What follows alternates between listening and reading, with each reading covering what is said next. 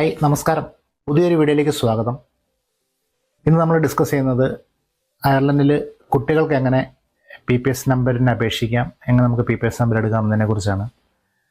അയർലൻഡിൽ സാമൂഹ്യക്ഷേമ ആനുകൂല്യങ്ങളും പൊതുസേവനങ്ങളും വിവരങ്ങളും ഒക്കെ ആക്സസ് ചെയ്യാനായിട്ടുള്ള ഒരു യൂണിക് റെഫറൻസ് നമ്പറാണ് ഈ PPS നമ്പർ. അയർലൻഡിൽ താമസിക്കുന്ന ഏതൊരാൾക്കും ഈ PPS നമ്പർ ആവശ്യമാണ്. അത് കുട്ടികൾക്ക് അപേക്ഷിക്കുന്നതും അതുപോലെ മുതിർന്നവർക്ക് അപേക്ഷിക്കുന്നതും രണ്ട് രീതിയിലാണ്. 18 വയസ്സിന് താഴെയുള്ള ഒരാളെ കുട്ടിയായിട്ടാണ് കണക്കാക്കുന്നത്. 18 വയസ്സ് താഴെയുള്ളവർക്ക് ഒരു രീതിയിലും 18 വയസ്സിന് മുകളിലേക്കുള്ളവർക്ക് അപേക്ഷിക്കേണ്ടത് ഓൺലൈൻ വഴിയാണ്. അതിനായിട്ട് നമ്മൾ ആദ്യം MyGov ID ഒരു ഓൺലൈൻ അക്കൗണ്ട് ക്രിയേറ്റ് ചെയ്യണം. അതിലൂടെ നമ്മൾ ഓൺലൈനായിട്ട് അപേക്ഷിക്കുകയാണ് ചെയ്യേണ്ടത്. അതിനെക്കുറിച്ചുള്ള ഒരു ഡീറ്റെയിൽഡ് വീഡിയോ ഞാൻ വരും ദിവസങ്ങളിൽ ചെയ്യുന്നതാണ്. അപ്പോൾ അതുകൊണ്ട് അതിലേക്ക് കൂടുതൽ കിടക്കത്തില്ല. നമ്മളിപ്പോൾ ഫോക്കസ് ചെയ്യുന്നത് കുട്ടികളുടെ PPS നമ്പർ എങ്ങനെ നമുക്ക് എടുക്കാം എന്നതിനെക്കുറിച്ചാണ്. വീഡിയോയിൽ കിടക്കുന്നതിന് മുമ്പ് നിങ്ങൾ എൻ്റെ ചാനൽ ആദ്യമായിട്ടാണ് കാണുന്നതെങ്കിൽ ചാനൽ ഒന്ന് കയറി വിസിറ്റ് ചെയ്ത് നോക്കുക. നിങ്ങൾക്ക് ഉപകാരപ്രദമായിട്ടുള്ള വീഡിയോകളൊക്കെ ചാനലിലുണ്ടെങ്കിൽ ഒന്ന് സപ്പോർട്ട് ചെയ്യാൻ മറക്കരുത്. അതുപോലെ നിങ്ങളുടെ സുഹൃത്തുക്കൾക്കൊക്കെ ഉപകാരപ്രദമായ ടോപ്പിക്കുകളൊക്കെ ഉണ്ടെങ്കിൽ അവർക്കൊക്കെ ഒന്ന് ഷെയർ ചെയ്തിട്ടുകൂടി സപ്പോർട്ട് ചെയ്യുക. അപ്പോൾ നമുക്ക് നേരെ ഈ വിഷയത്തിലേക്ക് വരാം.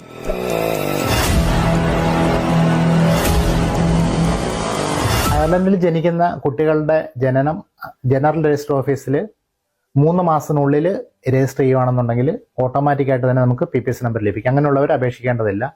3 മാസം കഴിഞ്ഞിട്ടാണ് നമ്മൾ ജനനം രജിസ്റ്റർ ചെയ്യുന്നതെങ്കിൽ അവർ സെപ്പറേറ്റ് അപേക്ഷ കൊടുക്കണം.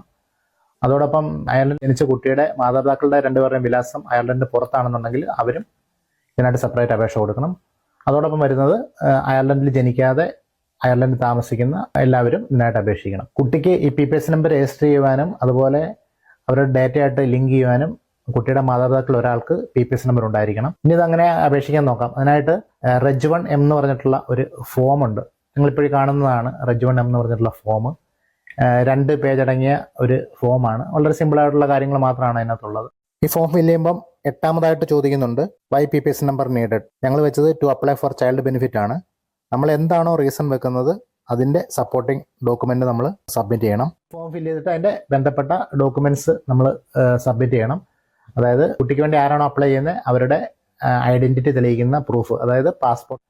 പിന്നെ വരുന്ന കുട്ടിയുടെ ഡോക്യുമെൻസുകളാണ്. കുട്ടിയുടെ ഡോക്യുമെൻറ്റ്സ് കുട്ടിയുടെ ഐഡൻറ്റിറ്റി തെളിയിക്കുന്ന പാസ്പോർട്ട്, കുട്ടിയുടെ ബർത്ത് സർട്ടിഫിക്കറ്റ്, പിന്നെ നമ്മുടെ ഇവിടുത്തെ അഡ്രസ് പ്രൂഫ്, യൂട്ടിലിറ്റി ബില്ലാകും ഏതെങ്കിലും ഒരു ഡോക്യുമെൻ്റ് ഉണ്ടായിരിക്കണം. എന്തുകൊണ്ടാണ് ഈ PPS നമ്പർ കുട്ടിക്ക് ആവശ്യമായി വരുന്നതിനുള്ള ഒരു തെളിവ് നമ്മൾ സബ്മിറ്റ് ചെയ്യണം. ഞങ്ങൾ വെച്ചത് ചൈൽഡ് ബെനിഫിറ്റ് ഫോമാണ്. അത് ഫില്ല് ചെയ്തിട്ട് എവിഡൻസ് ആയിട്ട് വെക്കുമായിരുന്നു. നമ്മൾ ഈ ചൈൽഡ് ബെനിഫിറ്റ് ഫോം വെക്കുമ്പോൾ ആണെങ്കിൽ 2 പ്രയോജനമുണ്ട്. കാരണം നമുക്ക് എന്തായാലും ചൈൽഡ് ബെനിഫിറ്റ് വേണ്ടി അപ്ലൈ ചെയ്യാനായിട്ട് ആ ഫോം നമ്മൾ ഫില്ല് ചെയ്യേണ്ടതാണ്. നമുക്കറിയാവുന്ന കാര്യങ്ങൾ മാത്രം നമ്മൾ വെച്ചിട്ട് അത് ഫില്ല് ചെയ്താൽ മതി. അത് ഫില്ല് ചെയ്യുമ്പോൾ നിങ്ങളിപ്പോൾ ഈ കാണുന്നതാണ് ചൈൽഡ് ബെനിഫിറ്റ് ഫോം. 14 പേജോളം ഉണ്ട്. കുട്ടിയുടെ അമ്മയുടെ അക്കൗണ്ടിലേക്കാണ് ഈ ചൈൽഡ് ബെനിഫിറ്റ് വരുന്നത്. അപ്പോൾ കുട്ടിയുടെ അമ്മയുടെ ഡീറ്റെയിൽസ് ആദ്യം, പിന്നെ കുട്ടികളുടെ ഡീറ്റെയിൽസ്, പിന്നെ ഹസ്ബൻഡ് ഡീറ്റെയിൽസ്, അങ്ങനെയുള്ള കാര്യങ്ങളെല്ലാം അതിനകത്ത് ചോദിക്കുന്നുണ്ട്. Child benefit form under 16 years CB1 എന്ന് പറഞ്ഞിട്ടുള്ള ഒരു ഫോമും 16, 17, 18 ഇയേഴ്സിന് CB2 എന്ന് പറഞ്ഞിട്ടുള്ള ഒരു ഫോമുമാണ്. അത് ശരിയായ രീതിയിൽ പൂരിപ്പിച്ചു കഴിഞ്ഞാൽ ചൈൽഡ് ബെനിഫിറ്റിനായിട്ടും ഈ ഫോം ഉപയോഗിക്കാനായിട്ട് സാധിക്കും. നമ്മൾ ഈ ഫില്ല് ചെയ്ത ആപ്ലിക്കേഷൻ ഫോമും അതിൻ്റെ സപ്പോർട്ടിംഗ് ഡോക്യുമെൻറ്റ്സ് ആയിട്ടുള്ള ഡോക്യുമെൻറ്റ്സ് എല്ലാം കൂടി ഒന്നുകിൽ മെയിലിൽ അയക്കാം, അതല്ലെന്നുണ്ടെങ്കിൽ നേരിട്ട് ഓഫീസിൽ കൊണ്ടു കൊടുക്കാം, അതല്ലെങ്കിൽ പോസ്റ്റ് വഴി അയക്കാം. അയർലൻഡിൻ്റെ പല കൗണ്ടികളിലും പല രീതിയിലാണ് ഇത് സ്വീകരിക്കുന്നത്. ഞങ്ങളിപ്പോൾ ഡബിളിനായതുകൊണ്ട് ഇമെയിൽ വഴിയാണ് അയച്ചത്.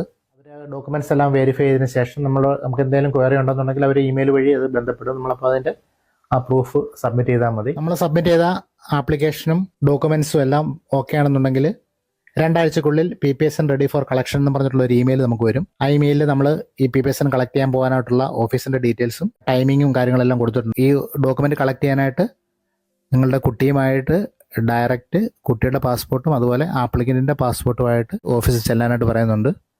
അതിന് പ്രകാരം നമുക്ക് സ്യൂട്ടബിൾ ആയിട്ടുള്ള ടൈമിൽ നമുക്ക് ആ ഓഫീസിൽ പോയിട്ട് ഇത് കളക്ട് ചെയ്യാം. ഞങ്ങൾ പോയത് ഡബ്ലിൻ 2 ഈ സോഷ്യൽ പ്രൊട്ടക്ഷൻ ഓഫീസിലാണ്.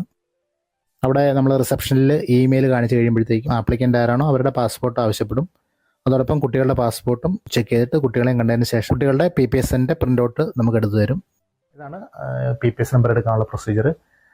PPS നമ്പറിനെ കുറിച്ചുള്ള ഏകദേശ ഐഡിയ എനിക്കറിയാവുന്ന ഞാൻ എക്സ്പീരിയൻസ് ചെയ്തിട്ടുള്ള കാര്യങ്ങളാണ് ഞാൻ ഇതിലൂടെ ഷെയർ ചെയ്തത്.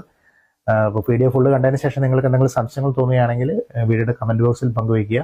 പുതിയൊരു വീഡിയോയിൽ നമുക്ക് പുതിയ ടോപ്പിക്കായിട്ട് വീണ്ടും കാണാം. അപ്പോൾ thanks for watching. Take care. Bye bye.